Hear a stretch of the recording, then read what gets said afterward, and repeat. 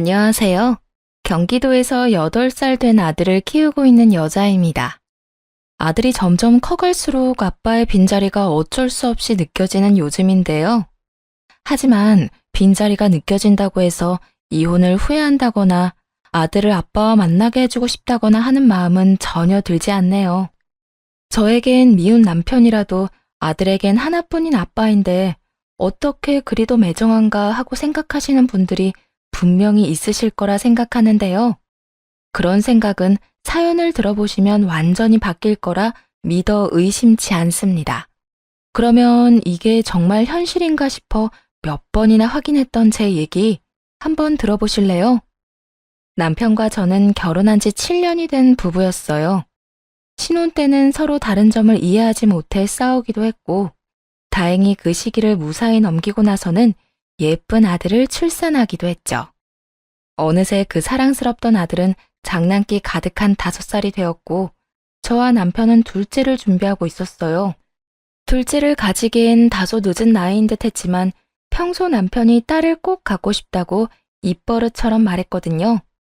저 역시 외로워 보이는 아들에게 동생을 만들어주고 싶었고요. 남편이 딸을 원한다고 해서 아들을 홀대한다거나 아들에게 무심한 건 아니었어요. 오히려 저보다 더 아들과 잘 놀아줬고 퇴근길엔 꼭 아들을 위해 선물 하나는 사오는 다정한 아빠였죠. 정 줄 게 없으면 과자 한 봉지라도 사왔으니 말이에요. 이렇듯 남편은 아들을 매우 아꼈고 저와 대화도 많이 하는 사람이었습니다. 서로의 뜻을 충분히 존중했기에 가족 계획도 기분 상하는 일 없이 세웠어요.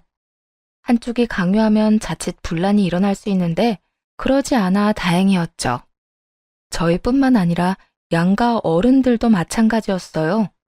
시댁에선 그 흔한 시집살이 한번 시키는 일이 없었고 친정에서도 저희 뜻을 존중해 주셨습니다. 그런데 모든 것이 완벽해 보이는 저희에게 한 가지 문제가 있다면 어느 순간부터 아들이 자주 아프다는 것이었어요. 단순한 감기나 장염이긴 했지만 그 증상은 절대 단순하지 않았죠. 매번 열이 높게 오르고 떨어지지 않아 입원을 하곤 했으니까요. 물론 집에서 끼고 키우던 영유아기와는 달리 어린이집이나 유치원 생활을 시작하면 각종 질병을 달고 산다는 건 저도 잘 압니다. 하지만 그렇다고 해도 모든 아이가 감기에 걸릴 때마다 입원을 하는 건 아니잖아요. 저희 아들은 감기가 시작된다 싶으면 무조건 고열을 동반하고 가끔은 폐렴으로 진행되기까지 했어요. 열은 잘 떨어지지도 않아 입원을 해야 했고요. 여보, 민이 또 열나. 39도가 넘었어. 또? 감기 기운 없었잖아. 감기 기운은 분명 없었는데 나도 잘 모르겠어. 아무래도 또 입원해야 할 것 같으니까 내가 가방 챙길게. 당신은? 알고 있어. 난 민이 울지 않도록 잘 보고 있을게. 울면 열이 더 오르니까. 굳이 말하지 않아도 각자 역할을 딱 분담할 정도로 그런 상황에 익숙해졌고 아들이 아픈 상황에 익숙해지면 익숙해질수록 걱정은 늘어만 갔어요. 어른이 아파도 걱정인데 아이가 그렇게 자주 아프니 너무나도 걱정스러웠죠. 그나마 다행스러운 건 그 당시 제가 일을 쉬고 있었다는 것이었어요. 맞벌이를 했다면 병간호 때문에 한 명은 회사에 아쉬운 소리를 해야 했을 텐데 그것 때문에 싸우느라 스트레스가 만만치 않았을 테니까요. 다행스럽게도 저희는 그런 감정 낭비를 할 필요가 없었어요. 제가 아이와 함께 병원에 가면 자연스럽게 남편이 필요한 물품을 가져다 주곤 했죠. 그날도 마찬가지였어요. 오랜만에 친구들과 약속이 있어 주말에 외출을 하고 돌아오니 아침까지만 해도 멀쩡하던 아들이 기침을 하고 콧물을 흘리고 있더라고요. 불안한 마음에 체온을 재보니 꽤 높게 측정되었고 가지고 있던 비상약을 먹여봤지만 역시나 소용이 없어서 결국 병원으로 갔습니다. 그렇게 새벽녘에 아들은 응급실을 거쳐 입원까지 하게 되었어요. 멀쩡하던 아들이 갑자기 아무 이유도 없이 열감기에 걸린 것이 이상하긴 했지만 그때까지만 해도 대수롭지 않게 생각하고 있었어요. 앞서 말씀드렸다시피 아이가 유치원 생활을 하다 보면 아픈 일은 비일비재했거든요. 그런데 아들이 갑자기 이런 말을 하더라고요. 아빠랑 차가운 물로 씻었어. 나는 차갑다고 계속 소리쳤는데 아빠가 계속 찬물만 틀었어. 참 이상하더라고요. 한여름에도 아이를 찬물로 씻기지 않는데 하물며 가을이 지나가고 있는 쌀쌀한 날씨에 아빠가 찬물로 씻겼다고 하니까요. 그럼에도 아이의 말을 귀 기울여 듣진 않았어요. 그 이유는 그 나이 때 아이들이 종종 꿈을 현실처럼 이야기하기도 했고 없던 일을 사실처럼 말하는 일도 있기 때문이었어요. 하지만 아예 없는 말이라고 하기엔 설명이 꽤 구체적이기도 했고 확신에 찬 아들의 표정을 보니 거짓말을 하는 것 같지는 않아 남편에게 물어보았죠. 여보, 혹시 민이 오늘 찬물로 씻겼어? 어? 오늘? 응, 나 외출했을 때 민이 찬물로 씻겼냐고. 민이 말로는 아빠가 차가운 물로 씻겼다고 하는데 혹시나 해서 물어보는 거야. 그래? 미니가 차가웠대? 나는 미지근한 물로 씻겼다고 생각했는데 미니가 느끼기엔 그렇지 않았나 보네. 그래서 갑자기 열감기에 걸린 건가? 어떡해. 나 때문인가 보다. 어쩐지 씻고 나와서 미니 컨디션이 급격하게 떨어지는 것 같긴 했어. 미안해. 아이고, 호들갑은. 됐어. 우리랑 아이가 온도를 좀 다르게 느끼니까 그럴 수도 있지 뭐. 다음부턴 신경 써서 따뜻한 물로 식혀주면 되지 뭐. 일단 지금은 열 좀 떨어졌으니까 너무 걱정하지 말고 얼른 쉬어.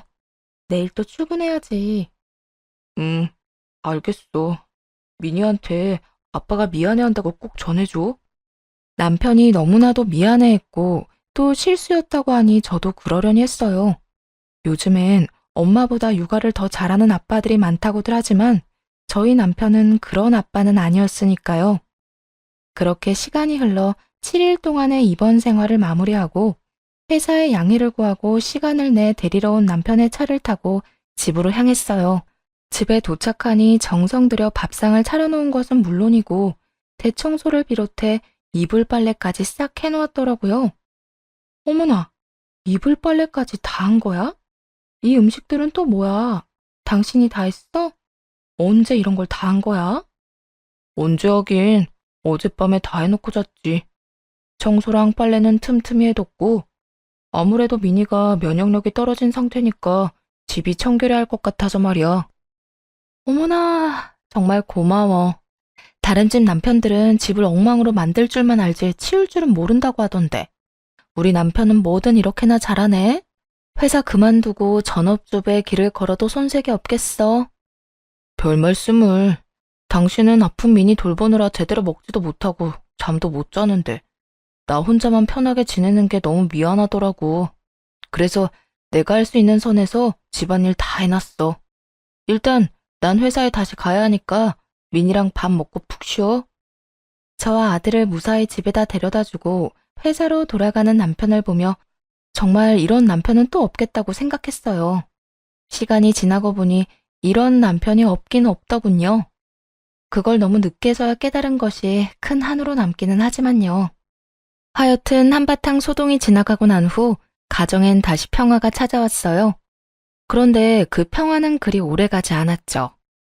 아들이 한 달도 채 되지 않아 장염에 걸려 또 입원을 하게 되었거든요. 점점 입원이 잦아지고 그 주기도 짧아지니 참 생각이 많아지더라고요. 아무리 유치원에서 이런저런 질병들을 옮아온다고들 하지만 이쯤 되니 아들의 입원이 오롯이 제 잘못이란 생각이 들었어요. 덜컥 겁이나 이런저런 검사를 받았지만 아들에게선 별다른 게 발견되지 않았어요. 그저 제 걱정만 커져가고 있을 뿐이었죠. 혹시나 하는 마음에 아들에게 유치원에서 뭘 먹었는지 물어보니 식단표에 기재된 음식들과 같은 것들만 말하더라고요. 모든 것이 그저 의아하고 걱정스럽던 그 순간 아들의 입에서 너무나도 의심스러운 말이 흘러나왔어요. 그리고 아빠랑 빵이랑 우유 줬어. 그런데 맛이 없었어. 이상했어. 뭐? 아빠가 준 빵이랑 우유가 이상했다고? 아빠가 준 거 맞아? 유치원에서 먹은 게 아니고? 응, 아빠가 줬어. 엄마 몰래 빨리 먹으라고 했어. 밥 먹기 전에 간식 먹으면 안 되는데 민이 예뻐서 주는 거라고. 또 뭔가 이상하더라고요. 평소 아들은 흰우유와 빵을 가장 좋아했는데 그런 아들의 입에서 맛이 없었다는 말이 나오니까요. 거기에다 그냥 맛이 없는 것도 아니고 이상하다니. 다른 사람도 아닌 친아빠가 상한 것을 줬을 리는 없을 거라 생각했지만 이상하게 심장이 두근두근 하더라고요.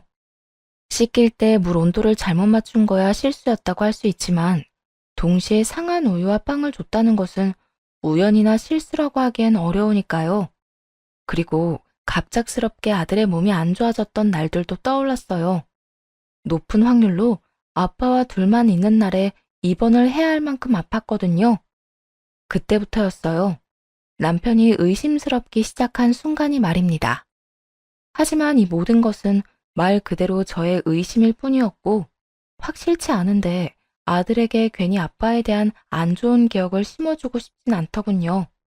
그래서 일단 그 순간에는 최선을 다해 말을 돌린 후 아들의 기분을 맞춰주며 병간호에만 신경을 집중했어요. 그리고 아들의 퇴원날이 되었어요. 다른 때와는 달리 남편이 그날따라 회사에 급한 일이 있어 시간을 내지 못한다며 아들과 함께 조심해서 집으로 가 있으라고 하더라고요. 그래서 아들을 데리고 집으로 향하는데 엘리베이터에서 평소 인사를 하고 지내던 같은 동 아주머니를 만나게 되었어요. 어머, 어디 다녀오나 봐요? 아, 네. 애가 아파서 입원했다가 오늘 퇴원했어요. 어머나, 애도 엄마도 고생 많이 했겠네. 그나저나 아들이 몸에 열이 많은가 봐요. 네? 저희 아들요? 네. 저번에 보니까 아빠랑 아들이랑 둘이 산책하러 가던데 날씨가 쌀쌀한데 아들은 민소매티에 팬티만 입혀 나왔더라고. 내가 깜짝 놀라서 왜 애는 옷 입히다 말고 데리고 나왔냐고 하니까 애 아빠가 아들이 열이 많아서 옷을 잘 안 입으려고 한다던데? 네? 그때가 언제였는데요? 저번이라고 하면 여름이 끝나갈 때쯤이었을까요? 아니, 그때 정도만 됐어도 내가 그런 간섭은 하지 않지. 아마 한 달도 안 됐을 거야. 본인은 외투까지 걸쳤는데 애는 그리 얇게 입혔으니 좀 이상해서 물어본 거였어. 아, 남편은 외투도 걸치고 있었어요? 그래. 그때는 그런가 하고 넘겼는데 아무리 그래도 아이 엄마 만나면 이야기해줘야겠다 싶었어. 날씨가 쌀쌀한데 그 차림은 좀 아니지 않나 싶어서. 왜? 아빠들은 애가 원하면 뭐든 그냥 해주니까 그렇게 입힐 수도 있지만 이런 날씨에 애가 감기라도 걸리면 엄마가 얼마나 고생해? 아, 그렇긴 하죠. 애 아빠한테 애가 원해도 얇게 입히면 안 된다고 말해줘야겠네요. 감사해요. 역시나 이상하더라고요. 보통 남자아이들이 이리저리 뛰어다니느라 늘 땀을 흘리고 몸에서 열이나 더워한다는 건 저도 잘 압니다. 하지만 아들은 열이 많기는커녕 아기 때부터 추위를 많이 탔어요. 그래서 여름에도 옷을 두껍게 입는 것을 좋아하는 조금 특이한 아이였어요. 일단 대충 대답을 얼버무리며 집으로 돌아왔습니다. 그리고 그간 입원해 있느라 제대로 씻지 못한 아들과 간단히 샤워를 할 때였어요. 세면대 위에 웬 렌즈통이 떡하니 올려져 있는 게 아니겠어요? 저는 물론이고 남편 역시 눈이 좋은 편이라 안경도 끼지 않는데 왜 화장실 세면대에 렌즈통이 있는 것인지 참 의아하더군요.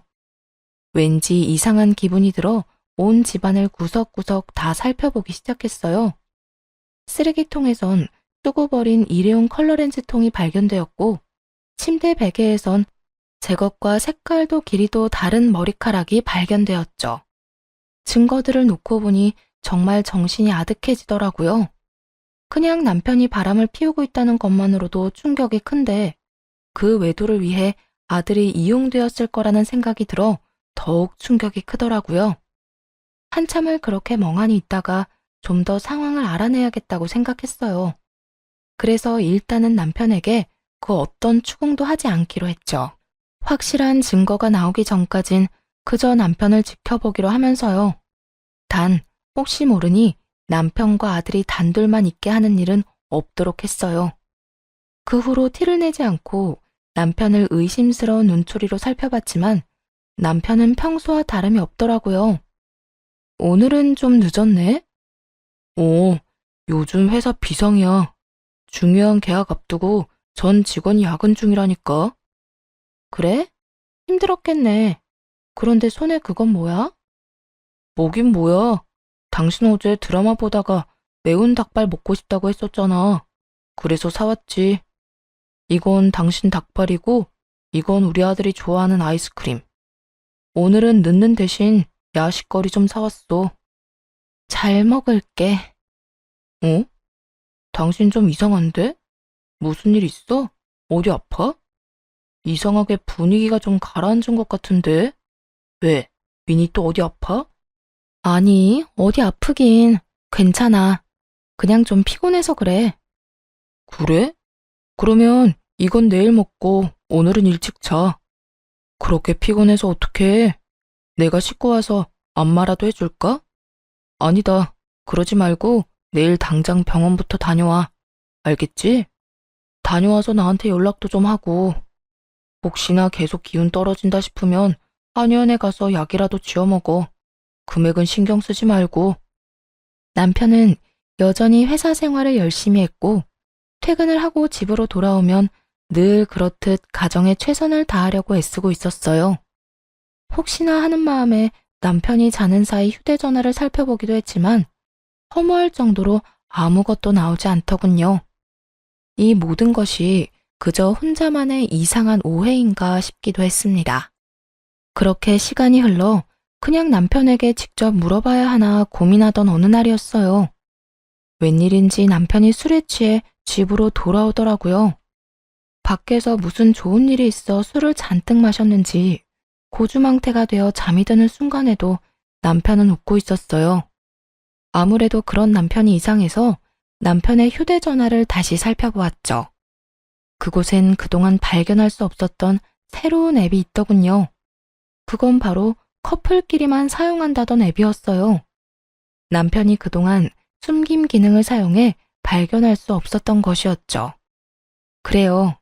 남편은 그동안 철두철미하게 이 앱을 통해 상간녀와 연락을 했던 거예요. 정말 충격 그 자체였어요. 추억이랍시고 그동안 나누었던 대화를 단 하나도 지우지 않고 남겨놓은 것인지 두 사람의 깊은 관계가 시작되었던 순간부터 최근의 대화까지 고스란히 있더군요. 자기야, 오늘 마감 언제 해? 자기가 해? 아니, 마감할 알바생 구했어. 오늘 자기 반차 썼다고 했지. 바로 가게로 데리러 와. 데이트하러 가자. 저녁도 나랑 먹고 가면 좋은데. 저녁은 집에 가서 먹어야 할 것 같아.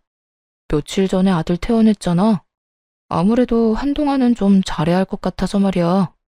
하긴, 그러면 회사에서 나오자마자 바로 가게로 와. 점심만이라도 나랑 먹고 오늘 근교로 드라이브도 가고 그러자. 그래. 바쁜 거만 빨리 마무리해놓고 갈게. 힘들거나 무거운 거 옮기는 일은 하지 말고 둬. 내가 가서 해줄 테니까. 역시 다정해. 이래서 내가 자기 좋아하는 거라니까. 아주 사랑이 넘치는 연인 관계더라고요. 두 사람의 대화를 들으니 상간녀는 남편의 회사 근처에서 꽤 큰 카페를 운영하는데 상간녀 쪽에서 유부남인 남편에게 먼저 접근한 것 같더라고요. 두 사람의 관계는 1년 남짓된 듯 했고 그날 술에 취한 남편이 기분이 좋은 이유도 그 여자 때문이더라고요. 자기야, 나 오늘 산부인과 다녀왔는데 우리 아기 나 닮은 예쁜 딸이래. 뭐? 그게 정말이야? 이게 무슨 일이래? 나는 딸바보 아빠가 될 팔자가 아니라고 생각했는데 자기 덕분에 내가 딸 가진 아빠가 다 되네? 여보세요. 예비 딸바보 아버님. 그래서 이혼은 정말 언제 할 거예요? 설마 우리 귀한 딸 아빠 없는 자식으로 키울 생각은 아니지? 그럴 리가. 기다려봐. 조만간 무슨 수를 써서라도 이혼할 테니까. 이혼 얘기를 꺼내면 그 여자가 반박은 좀 하겠지만 아들에 대한 모든 권한 포기하겠다고 하면 이혼해 줄 거야. 그래? 어쨌든 큰 소리 안 나게 자기가 알아서 잘 이혼해봐. 위자료는 될 수 있으면 안 주는 방향으로 말이야. 그럼 걱정하지 말고 좀 쉬고 계세요. 내가 오늘 일찍 끝내고 가게로 갈 테니까. 네. 상간녀는 임신 중으로 남편이 그렇게나 바라던 딸을 가졌다고 하더군요. 그래서 남편 놈은 기분이 좋아 술에 잔뜩 취해 집으로 들어온 것이었고요. 여기까지만 해도 충격이 큰데 더 큰 충격적인 대화가 고스란히 남아있더군요. 그건 바로 남편이 아들을 일부러 아프게 했다는 것이었어요. 저의 예상대로 남편은 제가 자리를 비울 때면 술을 쓰곤 했어요. 아들이 감기에 걸리거나 배탈이 나도록 말이에요. 아들이 입원해서 저도 함께 집을 비운 사이 남편은 상간녀와 오붓한 시간을 보내려고 외박을 일삼았더라고요. 한마디로 상간녀와 지내기 위해 아들을 아프게 했던 것이었어요. 제일 마지막에 아들이 장염에 걸린 일도 마찬가지고요. 이번에 자기 아들 입원하면 자기 집에서 시간 보내면 안 돼? 사람들 눈 피해서 잘 들어가면 되잖아. 응? 우리 집? 불편하지 않겠어? 불편하기는. 나도 자기가 사는 집이 어떤지 궁금하기도 하고, 앞으로 우리가 함께 살게 되면 그 집처럼 꾸며놓고 살 텐데, 미리 체험한다 생각하고 한번 보고 싶어서. 왜? 안 돼? 그래, 그러자. 그런데 미니가 태어난 지 얼마 안 돼서 또 감기 걸리게 하면 좀 그럴 것 같은데? 이번엔 감기 말고 장염 걸리게 하면 되지. 애들은 이런저런 병 유치원에서 많이 옮아온다며. 어른들도 조금만 잘못 먹으면 배탈 나는데 애는 오죽하겠어? 이번엔 상한 것 좀 먹여서 배탈 나게 하면 될 거야. 그럼 그럴까? 일단 알겠어. 와이프 없을 때 준비해서 먹여야겠네. 그래. 너무 팍 상한 건 위험하니까 조금만 이상해도 될 거야. 애들은 아무래도 어른보다 면역력이 떨어지니까. 알겠어. 조금 이따가 보자. 퇴근하면서 가게에 잠시 들렀다가 갈게. 대화에서 알 수 있다시피 아들을 아프게 했던 건 남편만이 아니었어요. 상간녀 역시 이 추악한 일에 한몫하고 있었고, 그날도 매번 하던 대로 두 사람이 작당을 해 아들에게 해를 끼친 것이었어요.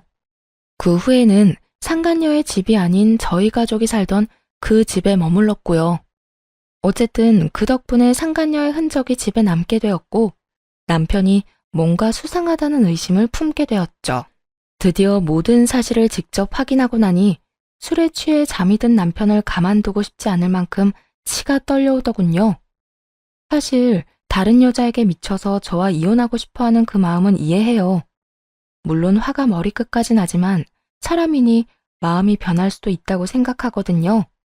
하지만 아무리 여자에게 미친놈이라고 한들 아들이 주워온 자식도 아니고 자기 핏줄인데 어떻게 그딴 짓을 할 수가 있는지 아무리 이해해보려고 해도 입에서 욕만 나오더군요. 거기에다 상간녀가 딸을 임신했다는 소식을 듣고 자면서도 웃고 있는 꼴이라니.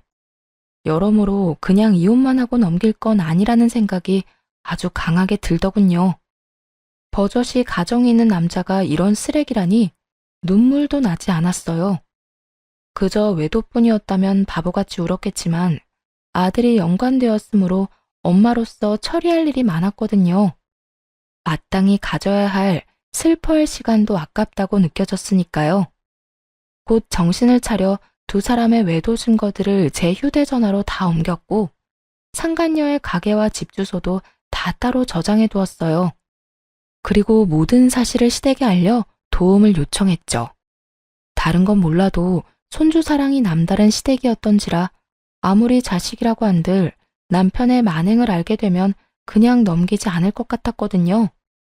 인내심을 쥐어짜 하루하루를 버티니 대망의 디데이가 다가왔고 천연덕스럽게 남편에게 친정에 가서 며칠 지내고 오겠다고 했어요. 여보, 나 몸이 계속 안 좋아져 그러는데 민이랑 친정에 가서 며칠 있다가 와도 될까? 어? 민이랑? 며칠이나? 한 이틀? 일단 가보고 더 길어질 수도 있고. 왜? 혼자 있는 거 싫어? 아니. 당신이 몸이 안 좋다고 하면 내가 좀 참아야지 어쩌겠어. 나 신경 쓰지 말고 마음 편히 다녀와. 당신도 알다시피 나 혼자서도 잘 지내잖아. 난 정말 괜찮으니까 당신이 회복됐다 싶을 때까지 있다가 와. 오기 전에 미리 연락만 좀 주면 돼. 애써 입꼬리를 단속하려 애를 쓰는 듯 했지만 실룩실룩 웃고 싶어 안달이 난 꼴이 참 볼만하더군요. 그 입을 한 대 때려버리고 싶은 걸 얼마나 참고 또 참았는지 모릅니다. 아직 엄청난 복수가 남아있었으니 말이죠. 그리고 그날 오후 시부모님을 만나 남편이 퇴근하길 기다렸어요. 남편의 회사가 보이는 구석에 몰래 숨어서요. 얼마나 기다렸을까요? 이르게 퇴근한 남편이 상간녀의 가게로 향하더라고요. 퇴근 시간이기도 했고 워낙 인기가 많은 가게라 손님들이 꽤 많았는데도 두 사람은 구석진 테이블에 자리 잡고 앉아 손을 맞잡고 웃으며 대화를 나눴어요. 모든 것을 지켜본 저와 시부모님은 지체하지 않고 가게로 들어갔죠. 종업원들은 저희를 보고 반갑게 인사를 했지만 상간녀와 남편은 아무것도 모른 채 계속 대화만 나누고 있더라고요. 자기야, 그러면 최소한 이틀은 나랑 있을 수 있는 거네? 나 오늘도 자기네 집에서 잘까? 아니, 그건 좀 불안해. 언제 마음이 바뀌어서 집으로 올지 모르는 일이잖아. 혹시나 새벽에 갑자기 들이닥치면 도망칠 곳도 없다고. 우리 자기 지금 임신 중인데 놀라면 안 되지? 하긴, 그럴 수도 있겠네. 그러면 오늘 우리 집에 가서 영화도 보고 맛있는 것도 시켜 먹자. 나 먹고 싶은 거 엄청 많아. 그래, 다 먹자. 자기가 먹고 싶은 거 다 사줄게. 그나저나 뱃속에 있는 우리 꼬물이 먹성이 좋나 보네. 자기가 뭐 먹고 싶다고 하는 거 처음 들어봐. 예전에는 내가 뭘 해줘도 그냥저냥 먹었는데 요즘엔 뭐든 잘 먹어서 보기 좋아. 이러다 나 살 너무 많이 찌면 어떡해? 난 출산 후에도 날씬하고 싶단 말이야. 자기는 살찌는 체질도 아닐 뿐더러 살쪄도 여전히 예쁠 거야. 그러니까 그런 걱정은 하지 말고 마음껏 먹어. 난 어떤 모습이든 다 좋으니까 말이야. 정말? 그나저나 이제 진짜 이혼 이야기 꺼내야 하는 거 아니야? 그렇지 않아도 무슨 트집을 잡아서 이혼하자고 할까 고민 중이야.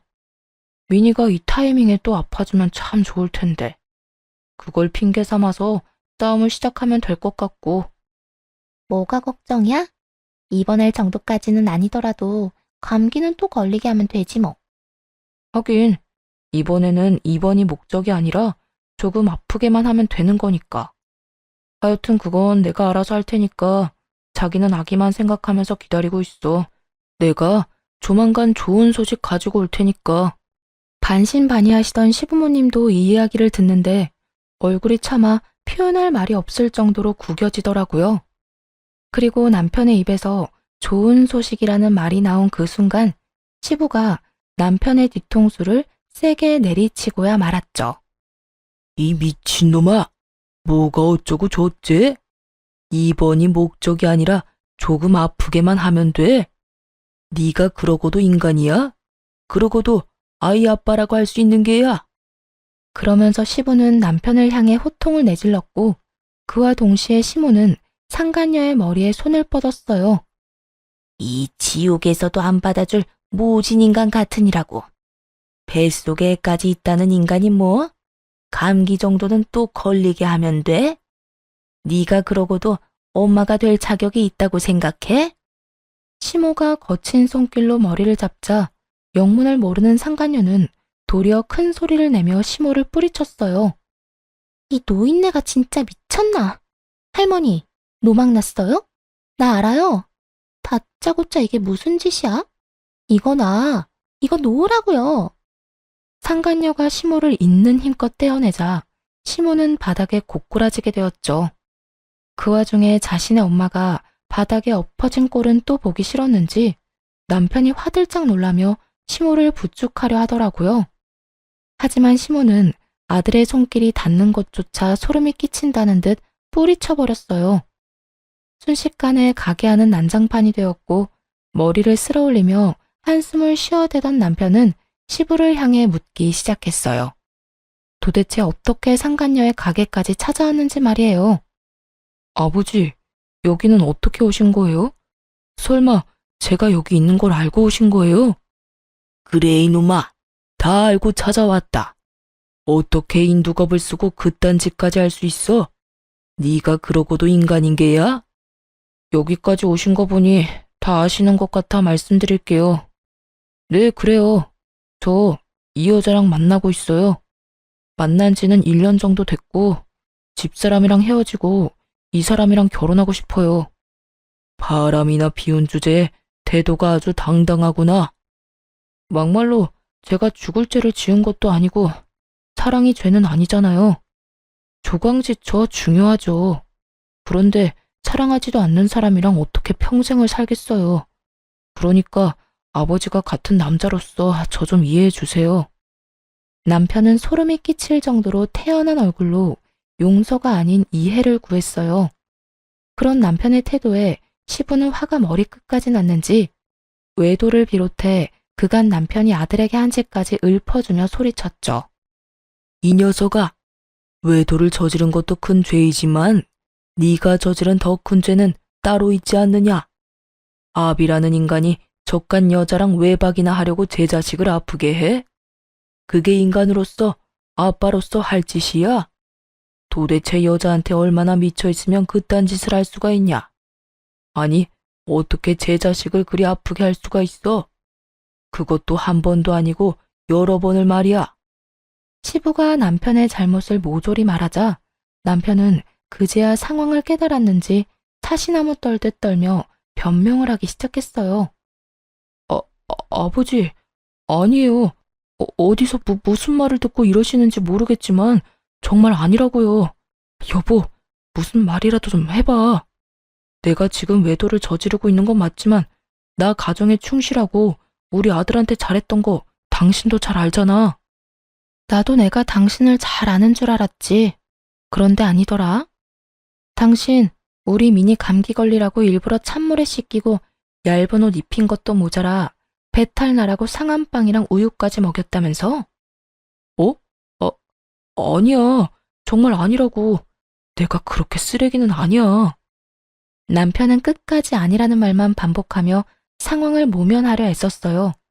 하지만 도저히 상황이 나아질 것 같지 않자 이번에는 상간녀까지 나서더라고요. 저기, 오해가 있으신 것 같은데 일단 앉아서 이야기를 좀 나누시죠? 가게 안에 지금 다른 손님들이 계시기도 하고 다들 너무 흥분하셔서 대화가 안 되고 있잖아요. 우리 자리에 앉고 나서 차분히 이야기해요. 상간녀가 애써 분위기를 진정시켜보려 했지만 소용없는 짓이었죠. 그 말도 안 되는 차분함에 더 큰 분노를 느낀 시모가 소리를 질렀으니까요. 뭐? 흥분? 지금 흥분 안 하게 생겼어? 장가 가서 잘 살고 있는 남의 아들 꼬셔서 불륜이나 저지르는 주제에 뱃속에 애를 가졌다고? 이혼을 빨리 하라고? 그렇게 급했어? 네 자식만 아비 있는 자식으로 키우고 싶었던 것이야? 그렇게 자식한테 아비를 만들어주고 싶었으면 이딴 불순한 만남 자체를 가지지 말았어야지. 어디서 감히 남의 귀한 손자를 아프게 해? 시모까지 나서서 세세하게 잘못을 짚어내니 남편은 더는 변명해봤자 소용없는 짓이란 걸 깨달은 듯 했어요. 그래서 외도 말고 나머지는 절대 아니라고 하던 남편이 무릎을 꿇고 빌기 시작했죠. 아버지, 어머니, 그리고 여보, 정말 미안해. 내가 잘못했어. 난 그냥 이 여자를 너무 사랑해서 그랬어. 너무 사랑하니까 매 순간 함께하고 싶어서 그랬던 것뿐이라고. 참 기가 막히더라고요. 방금 전까지만 해도 사랑이 죄는 아니라는 말을 해대더니 지금은 사랑하는 여자와 그저 함께 있고 싶어 그딴 짓거리를 했다고 하니까요. 아니, 애초에 그게 변명이 될 거라고 생각하는 그 머릿속이 궁금해지더군요. 더 가관인 건 상간녀였어요. 감히 자기도 나설 수 있겠다고 생각했는지 남편 놈의 옆에 같이 무릎을 꿇고 앉아 손바닥을 비벼대며 빌기 시작하더군요. 네, 맞아요. 저흰 그저 너무 사랑해서 그랬다고요. 그러니까 이왕 이렇게 다 밝혀진 김에 이혼해주세요. 이혼만 해주시면 어떤 벌이든 달게 받을게요. 자기가 벌을 왜 받아? 홀몸도 아닌 사람이. 내가 다 알아서 할 테니까 자기는 자기 몸이나 신경 써. 이런 일까지 당하게 해서 미안해. 많이 놀랐지? 정말로 충격을 받은 세 사람이 자신의 눈앞에 떡하니 서 있는데 남편 놈은 상간녀만을 신경 쓰기 바쁘더군요. 그 순간 얼마나 화가 나는지 손발이 다 덜덜 떨려오더라고요.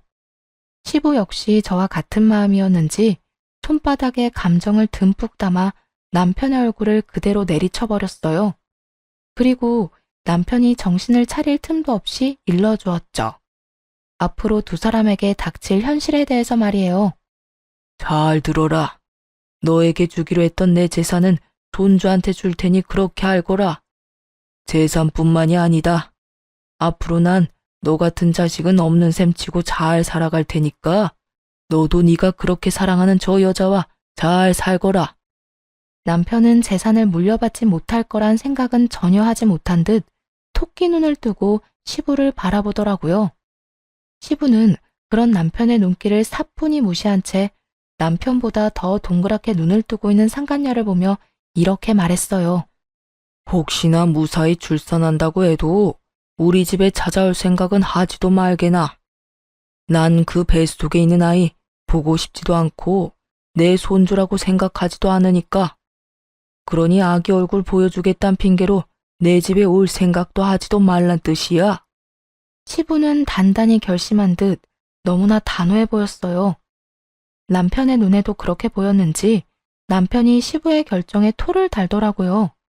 반성하는 모습은 전혀 보이지 않으면서 말이에요. 아버지, 정말 너무하시는 거 아니에요?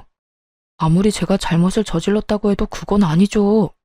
아버지 친자식은 저라고요, 저. 아버지가 그런 식으로 한 푼도 안 주시면 앞으로 저랑 이 사람이랑 어떻게 살아요? 혼자 벌어 먹고 살 만큼의 능력은 충분히 키워주고 출가시켰고 그 덕에 번듯한 회사도 다니면 됐지 뭘 더 바라는 게야? 난 너한테 할 만큼 했다. 더는 해줄 마음도 해주고 싶은 마음도 없다. 아버지, 그래도 이건 아니죠. 어떻게 저한테 주실 재산을 미니한테 다 주신다고 하실 수가 있냐고요. 제가 아버지 친자식이잖아요. 아까부터 시끄럽게 친자식 타령을 하는데 그러는 너는 친자식한테 어떻게 그딴 짓거리까지 한 것이야? 내가 너한테 할 일들은 네가 네 자식한테 한 짓에 비하면 아무것도 아니다. 그러니 더는 긴 말하지 마라. 남편이 말도 안 되는 궤변을 늘어놓을수록 시부는 더욱 단호해져만 갔어요. 결국 궁지에 몰린 남편은 양심이라고는 없는 사람처럼 제게 애원하기 시작하더라고요. 여보, 당신이 어떻게 좀 해봐. 내가 정말 잘못했다니까. 아무 잘못 안 했다고 하는 것도 아니잖아. 잘못했어. 잘못했으니까 당신이 아버지한테 말 좀 잘해줘. 당신이 아버지 재산 미니한테 안 줘도 된다고 그 한마디만이라도 좀 해달라고. 당신 정말 이대로 가만히 듣고만 있을 거야? 내가? 당연히 이대로 가만히 듣고만 있을 리가 없지. 그렇지. 역시 당신이 양심은 있어. 살짝 떠보자 남편이 기대에 가득 찬 눈빛으로 저를 바라보더라고요. 제 입에서 어떤 말이 나올지도 모르고 말이에요. 한심스럽게도 희망에 찬 눈빛을 날리는 남편을 보는데 어찌나 비웃음이 나오던지 참지 않고 썩은 미소를 날려주며 말해주었죠. 절대 가만히는 못 있지.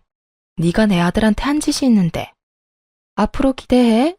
당신이랑 저 여자가 나랑 내 아들한테 한 짓 증거로 다 남겨뒀고 그 덕에 고소는 충분히 할 수 있을 거라고 하더라. 그러니까 두 사람도 준비 잘해두는 게 좋을 거야. 빠져나갈 구멍이라곤 없게 철저하게 준비해서 경찰에도 신고할 생각이니까. 남편에게 하고 싶었던 말을 끝내고 상간녀에게도 할 말을 해주었어요. 아, 그리고 딸 임신했다고 하던데 축하해? 태규 지금부터 잘해야 할 거야.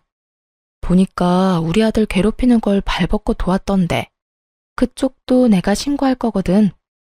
그렇게 되면 소송 준비에 경찰서 오가느라 태규는 꿈도 못 꿀 테니까 미리 마음의 준비 단단히 해두는 게 좋을 거야. 아기 낳아보면 알겠지만 엄마는 꽤 강하거든.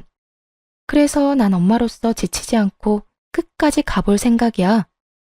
말이 끝나자마자 남편이 상간녀 앞을 막고 서서 이상한 변명들을 늘어놓더군요.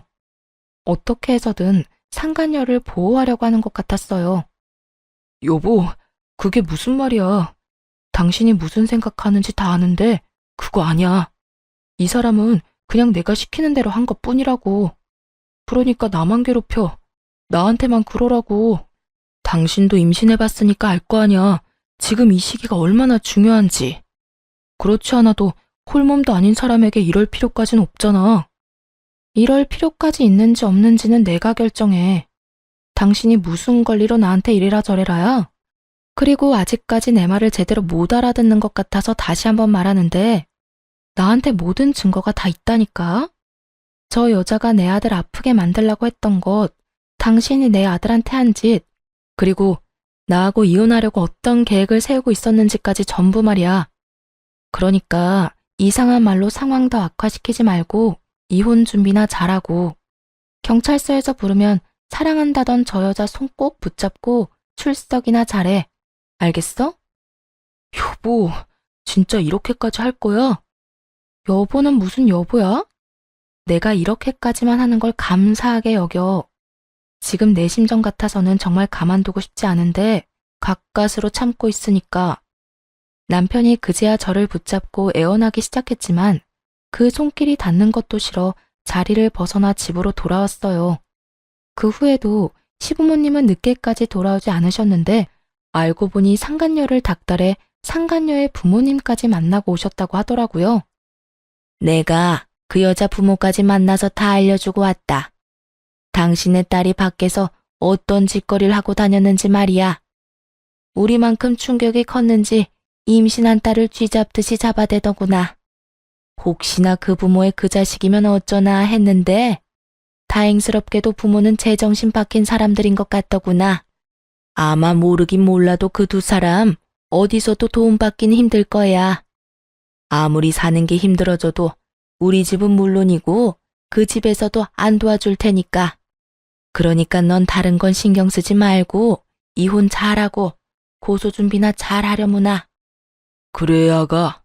넌 다른 건 신경 쓰지도 말고 네가 해야 할 일만 잘하면 된다. 일 처리하다가 힘든 거 있으면 우리한테 말하고.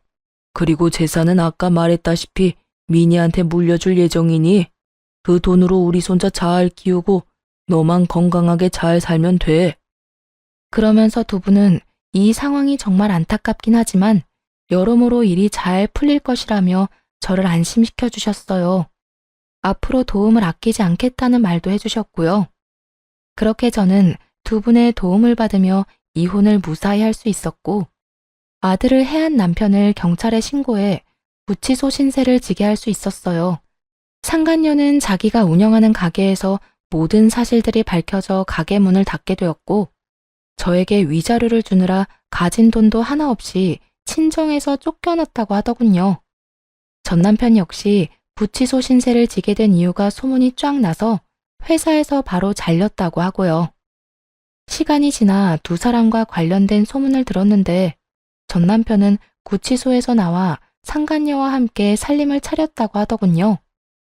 죽고 못 사는 둘이서 평생 행복할 거라 생각했을 텐데 오래 가진 않았다고 하고요. 거짓골을 한 두 사람이 신생아를 안고 전 시댁에 찾아왔다고 했으니까요. 우리가 그렇게나 찾아오지 말라 했거늘 갓난아기를 안고 찾아왔더구나. 아기를 앞세워서 찾아오면 우리가 하는 수 없이 받아줄 거라 생각했던 모양이지. 하지만 어림도 없지 암. 길바닥에서 며칠은 나뒹군 꼬락서니를 하고선 찾아왔는데 내 자식이지만 불쌍하기는커녕 통쾌하기까지 했어.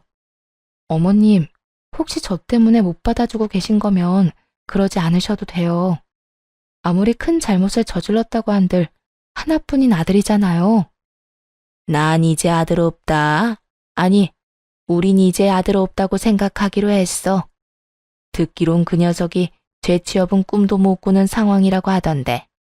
고생을 좀 해봐야 자기가 무슨 짓거리를 저질렀는지 잘 알지 않겠니? 우리 집까지 찾아온 걸 보니 그 여자 집에서도 문전박대 당했을 테고. 그딴 짓까지 하더니 꼴 좋다 꼴 좋아. 내심 통쾌하긴 했지만 아무래도 걱정이 되어 용서를 권했더니 전 시모는 단칼에 제 말을 자르며 절대 용서하지 않겠다고 했어요. 제가 말을 얹을 문제도 아닌 것 같아 더 이야기를 꺼내지는 않기로 했습니다. 그 후 수중에 가진 것이 하나도 없었던 두 사람은 빠르게 거짓골이 되어갔고 잦은 다툼을 해대며 곧 이혼할 것 같다는 소식이 들려왔어요. 소식을 전해준 전 시모는 아기가 전 남편의 아기가 아닌 것 같다고 했어요. 전 남편을 하나도 닮지 않은 것은 물론이고 상간녀를 닮은 구석도 없다면서요. 그 소식을 마지막으로 더는 그 인간들의 이야기는 들을 수 없었어요. 앞으로도 이렇게 길을 오가다가 마주칠 일조차 없었으면 하고 바라고 있답니다. 이혼 후 저는 시부모님의 도움으로 작은 가게를 열었어요. 계절은 반복되고 시간이 유수처럼 흘러 3년이라는 세월이 지났네요. 지금은 어느 정도 자리를 잡아 아주 잘 지내고 있어요. 아빠의 자리를 전 시부모님이 대신해주는 덕분에 아들은 제 우려와는 달리 잘 자라주었어요. 모난 구석 하나 없이 사랑 가득한 아이로 크고 있죠. 여전히 전 시부모님들은 아들과 저를 아껴주고 계시고 저 역시 감사한 두 분을 자주 찾아뵈려고 노력하며 지내고 있습니다. 전 남편의 만행을 알고도 막상 이혼하려니 아들에 대한 걱정이 많았지만 아들을 위해 그리고 저를 위해 이혼하고 나니 요즘은 하루하루가 행복하답니다. 물론 전 시댁과 친정의 도움이 없었다면 이렇게 마음 편하게 생활하진 못했겠죠. 하지만 한 가지 확실하게 말씀드릴 수 있는 건 가진 것이 없더라도 저는 이혼을 했을 테고 그 후에 행복했을 거란 것이에요. 그러니 저처럼 힘든 상황 속에서 이혼을 고민하시는 많은 분들, 이혼이 쉽게 결정할 문제는 아니지만 그저 두렵다는 이유로 힘들게 살지는 마세요. 쓰레기 같은 인간과 계속 함께 살 필요는 없잖아요? 저를 보세요. 혼자 아들을 키우면서도 이렇게 행복할 수 있으니까요. 저의 사연은 이제 끝입니다. 긴 이야기 들어주신 모든 분들 감사합니다.